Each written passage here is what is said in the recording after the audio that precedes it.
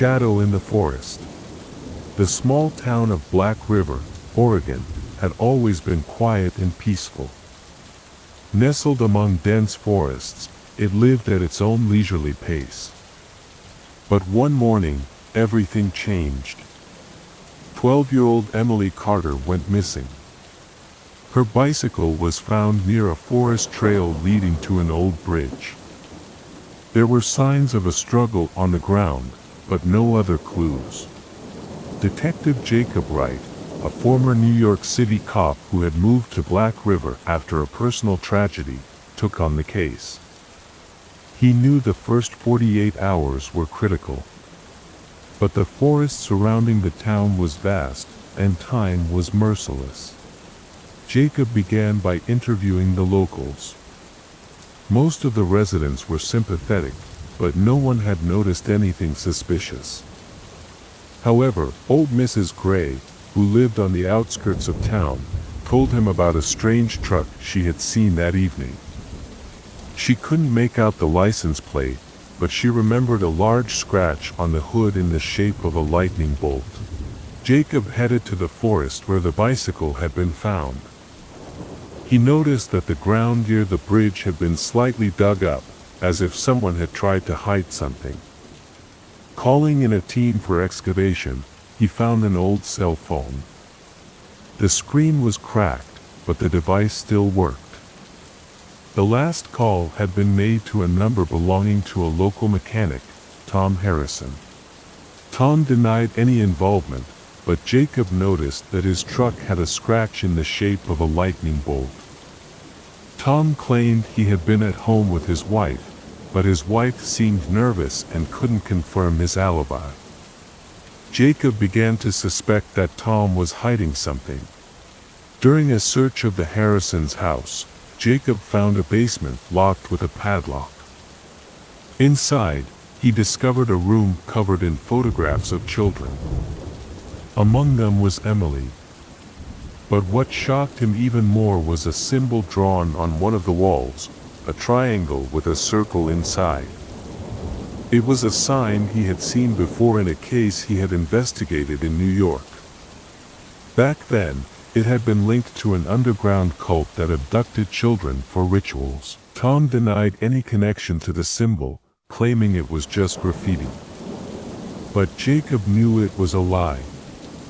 He dug deeper and found that Tom was connected to a group of people who regularly gathered in the forest. Among them was the town's mayor, Richard Baker. Jacob realized the case was much deeper than he had thought. He decided to go into the forest alone to find the cult's meeting place. After hours of searching, he stumbled upon an old shack hidden among the trees. Inside, he found Emily. She was alive but terrified. Next to her lay the body of a man who, as it turned out, was her uncle. He had tried to save her but had been killed. Jacob carefully took Emily by the hand, trying to calm her down. She was trembling, her eyes wide with fear. He knew they had to get out of there as quickly as possible. The shack where she had been held was gloomy and cold, with old, battered walls that smelled of dampness and decay. Strange objects lay on the floor, candles, knives, and what looked like ritual clothing. Jacob couldn't believe that such horrifying things could happen in a place like this. They stepped out of the shack, but the forest around them was dense and dark. Jacob felt every step echo in the silence. Emily clung tightly to his hand, her breathing uneven. He tried to orient himself, but the forest seemed endless. Suddenly, figures emerged from the shadows. First one, then another, and another. There were at least 10 of them. They surrounded Jacob and Emily, and the glint of knives and other menacing objects flashed in their hands. Among them was Mayor Baker. His face, usually calm and confident, now bore an expression bordering on obsession. He stepped forward, his voice cold and resolute. You shouldn't have come here, right? He said. This wasn't your business. We're doing this for the town. For its cleansing. Sometimes sacrifices are necessary. Jacob felt his heart sink. He knew they were trapped. His gun was with him, but against so many people, it was almost useless. Emily pressed closer to him, and he could feel her fear transferring to him. He braced himself for the worst, but then, voices echoed through the forest. At first, it was a whisper, then loud commands. Police officers emerged from the shadows, their flashlights cutting through the darkness. Jacob felt his body relax, but he couldn't allow himself to fully let his guard down. The police surrounded the cult members, and Mayor Baker, who had seemed all-powerful just moments ago, now looked confused and helpless.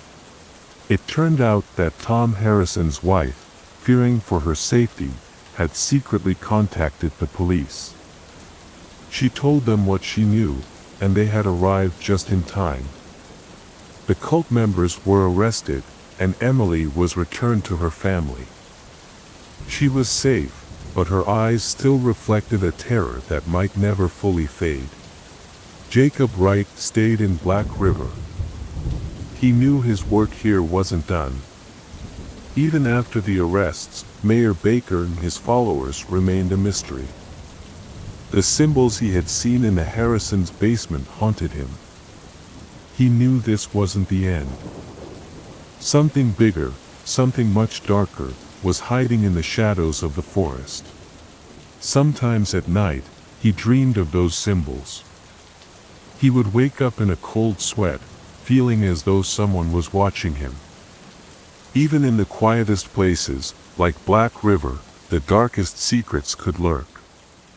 And the shadow in the forest was always waiting, ready to return.